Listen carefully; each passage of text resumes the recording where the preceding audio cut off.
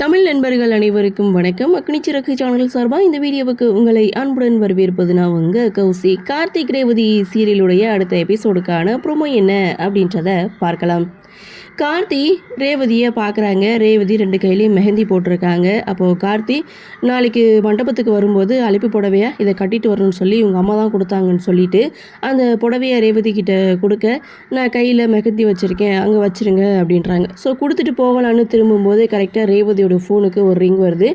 நான் வந்து 2 கையிலையும் மருதாணி வச்சுருக்கேன், ஸோ அந்த ஃபோனை எடுத்து என் காதில் வைக்க முடியுமா அப்படின்னு சொல்லி கேட்க, கார்த்தியும் ஃபோனை அட்டன் பண்ணி ரேவதியோட காதில் வச்சுட்ருக்காங்க. அதை பார்த்த மயில் வாங்கினா, அட இங்கே என்னப்பா நடந்துட்டு இருக்கு அப்படின்னு சொல்லி அவர் ஒரு பக்கம் மறைஞ்சிருந்து பார்க்க, ஃபோன் பேசி முடிச்சதுக்கப்புறம் கார்த்திக் கிளம்ப போகிறாரு. அந்த சமயம் பார்த்து ரேவதிக்கும் விக்கல் வருது.